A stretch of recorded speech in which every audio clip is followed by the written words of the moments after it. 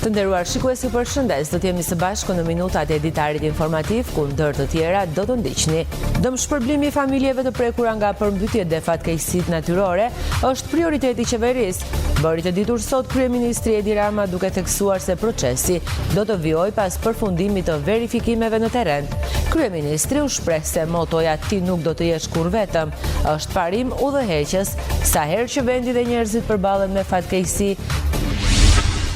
Prefekti Albana Hasanaj inspektoi nga afër situatën në fshatin Memaliaj pas rreshjeve të dendura, duke monitoruar problematikat dhe nevojat emergjente në koordinim me strukturat përgjegjëse. Prioritet mbetet siguria e qytetarëve dhe mbështetja e familjeve të prekura.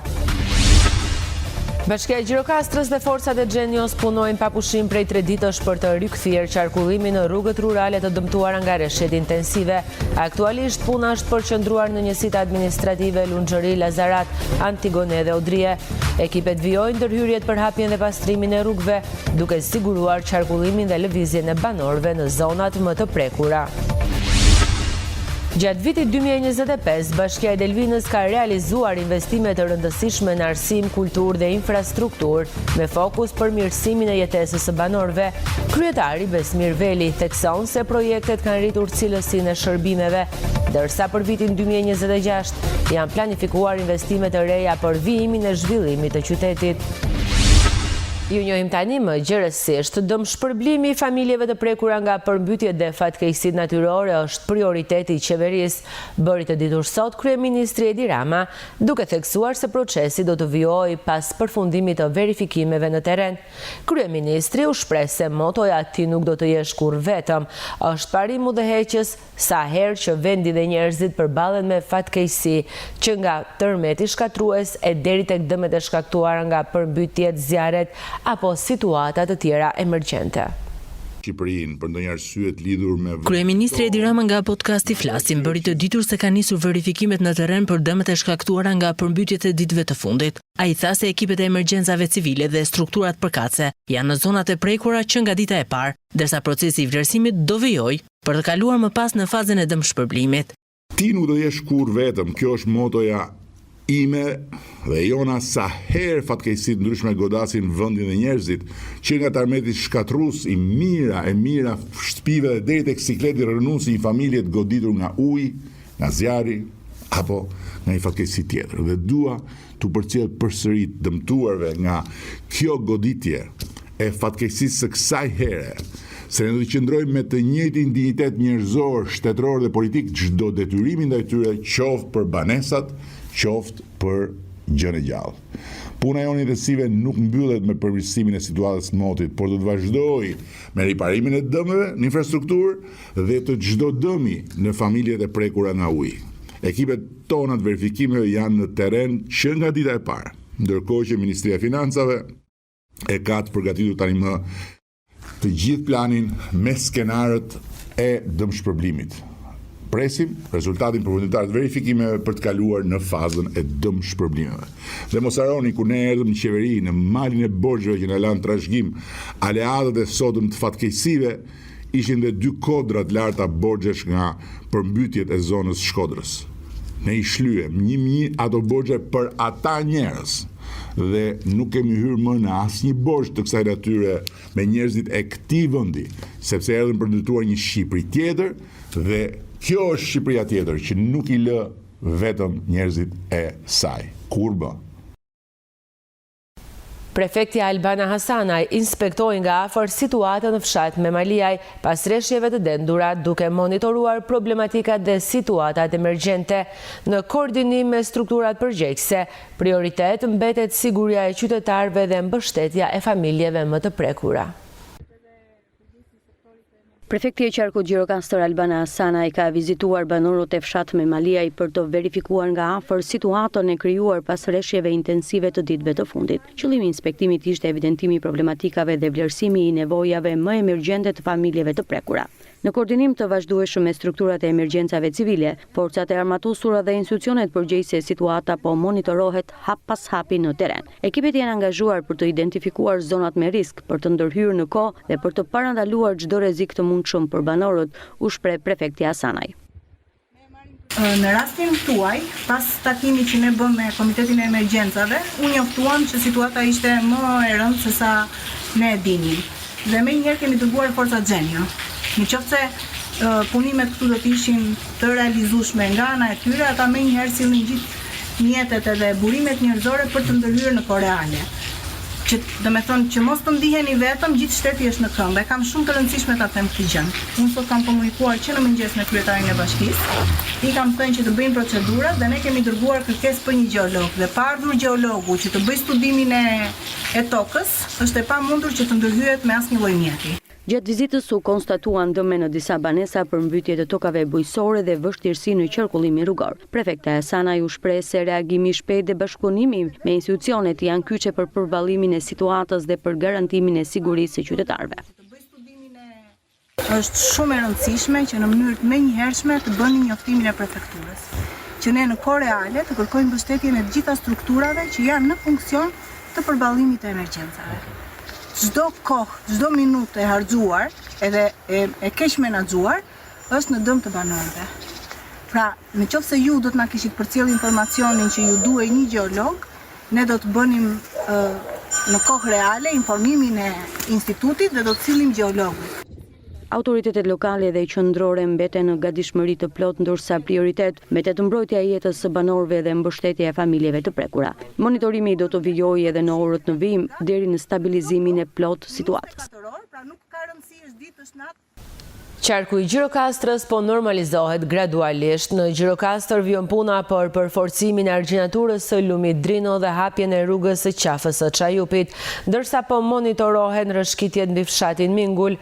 Në Labov, Memaliaj dhe Këlcyr, disa rrugë dhe banesa mbeten të rrezikuara, me disa banorë të evakuar.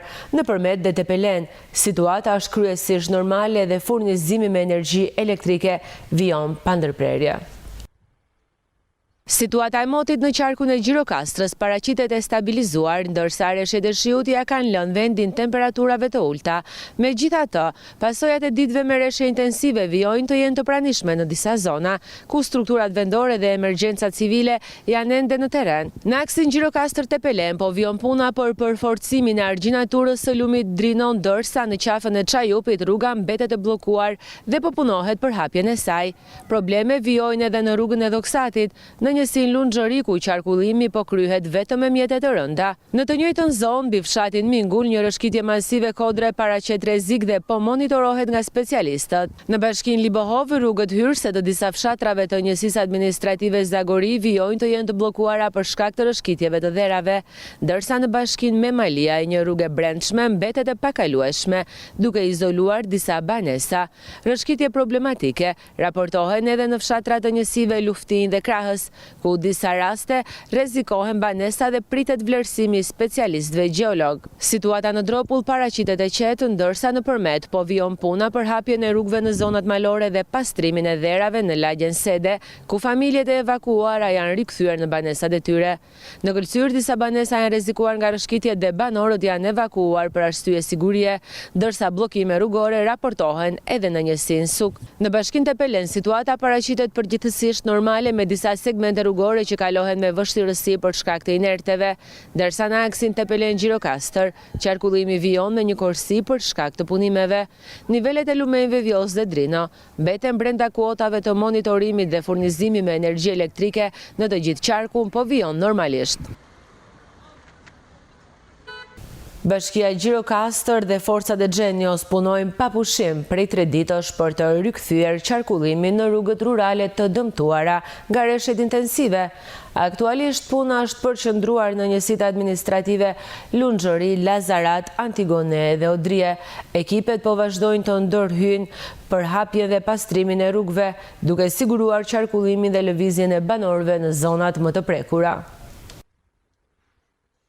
Punonjësit e bashkisë së Gjirokastrës po vijojnë punën në terren pa pushim prej ditësh, duke punuar për të rikthyer qarkullimin në rrugët rurale të dëmtuara nga rreshjet intensive të shiut. Ndërhyrjet janë përqendruar aktualisht në njësitë administrative Lunxhëri, Lazarat, Antigone, Odrie e të tjerë, ku bllokimet nga dheu dhe inertet kanë penguar lëvizjen e banorëve.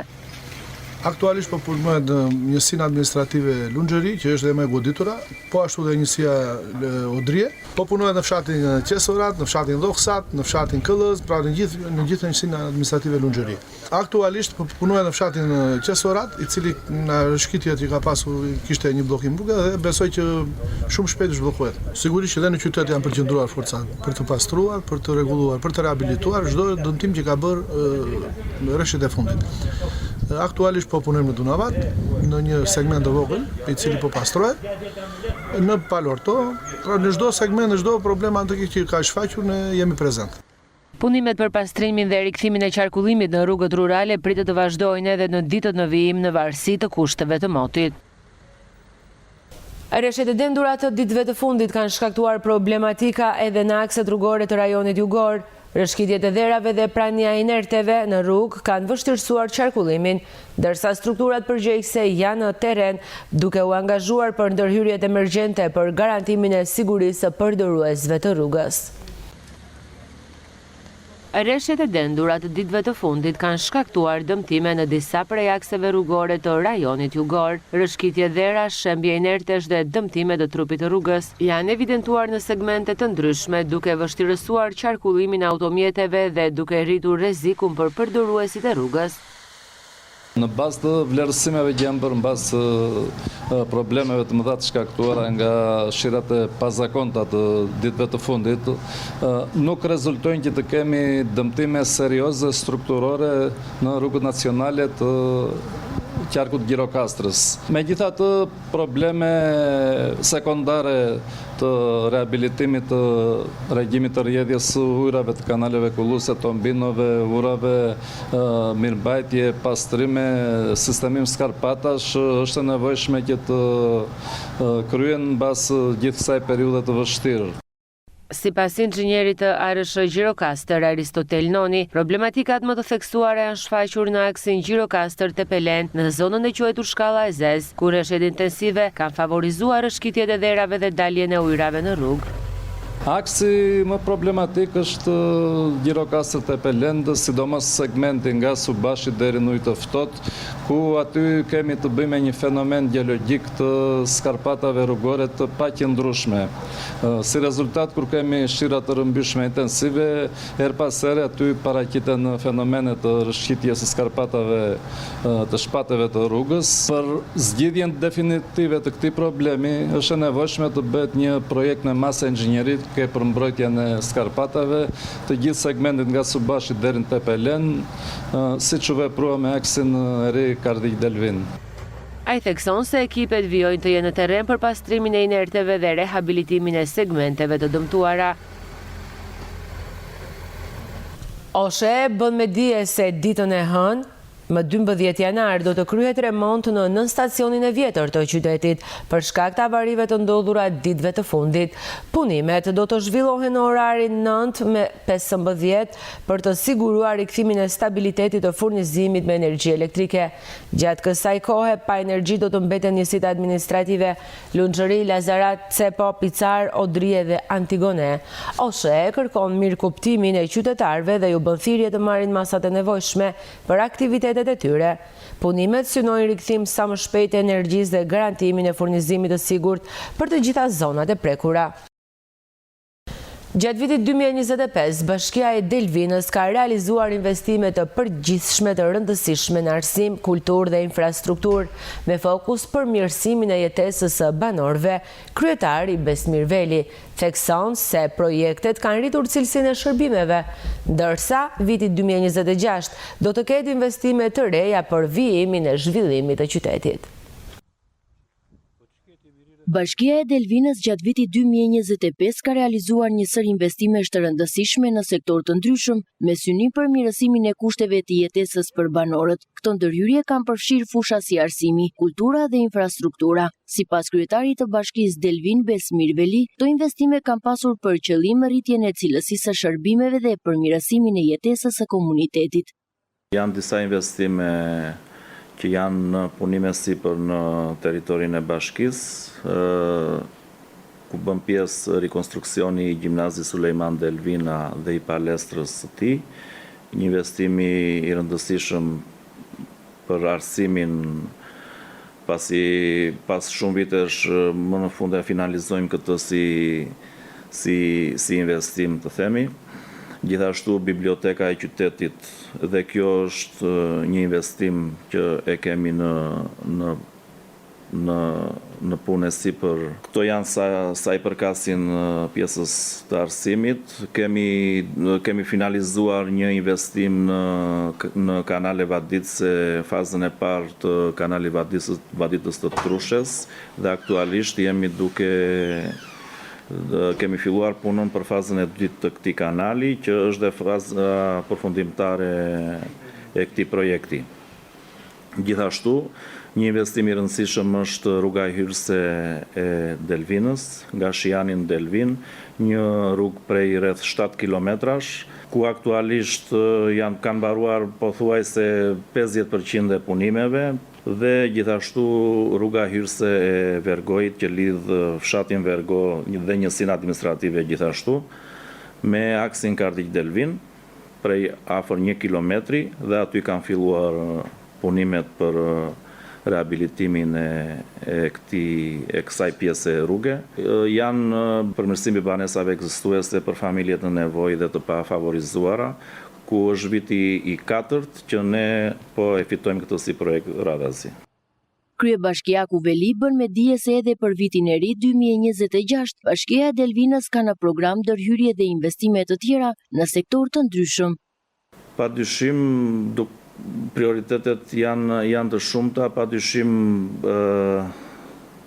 nevoja dhe zgjidhja e akseve apo e rehabilitimit të rrugëve në fshatra apo edhe në disa lagje të qytetit janë në prioritetin ton. Gjithashtu uji i pishëm me të cilin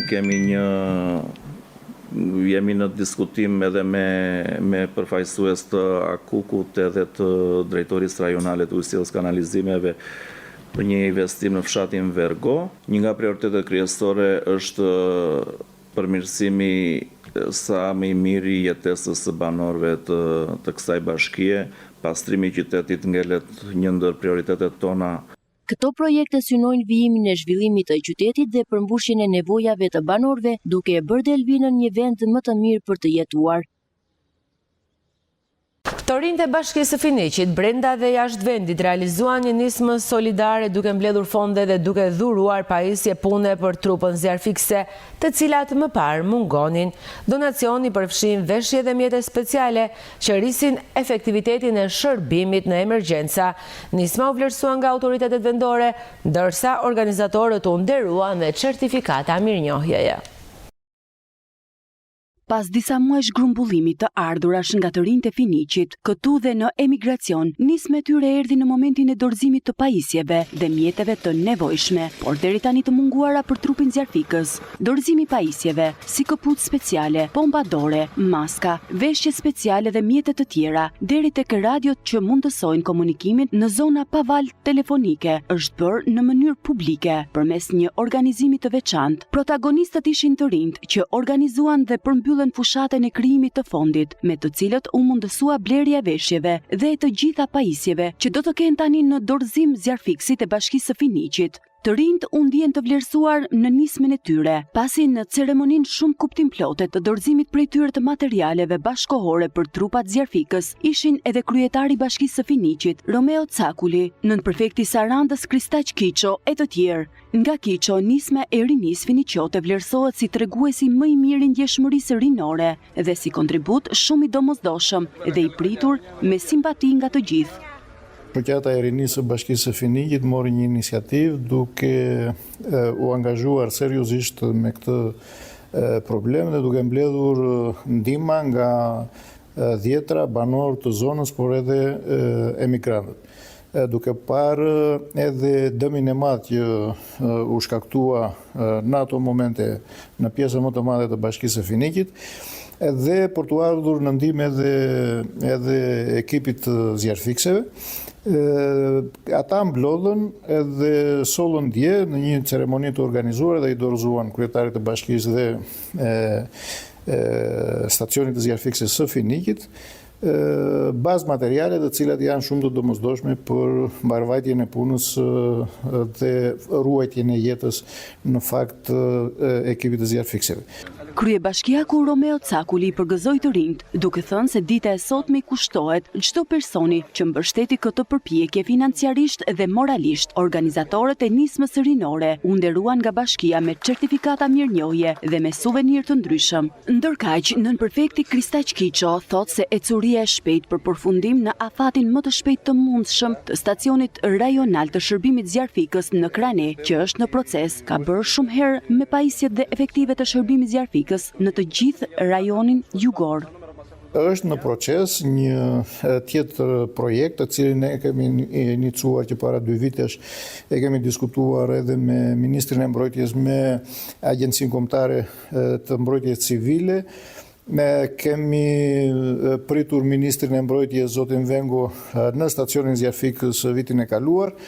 Kemi parë terrenin dhe duke vlerësuar që Kraneja është një pikë strategjike që mund të shërbej si një qendër menaxhimi të situatave emergjente për gjithë jugun, duke përfshirë pjesën më të madhe të bashkive të jugut, por edhe të qarkut të Vlorës, por edhe të qarkut të Gjirokastrës, me një investim në dijenin time mbi 4 milion euro, që do filloj së shpejti zbatimi i tij në stacionin zjarfikës të Kranes. Nisme të rinjve të Finiqit u nxit edhe nga mungesa thelbësore që vun re tek zjarfikësit, ku ata u përfshin edhe vetë në krah të tyre për fikjen e zjarreve në korrik të vitit 2025. Ndërkaq, nënprefekti Kristaq Kiço thotë se ecuria e shpejtë për përfundim në afatin më të shpejt të mundshëm të stacionit rajonal të shërbimit zjarfikës në Krane, që është në proces, ka për të bërë shumë herë më të pajisur shërbimin zjarfikës në të gjitha bashkitë jugore. Të nderuar shikues, ishte diçka e përgatitur për ditarin informativ. Ju faleminderit për vëmendjen, shikim të këndshëm të programeve në vazhdim. Bashkë, miru takofshi.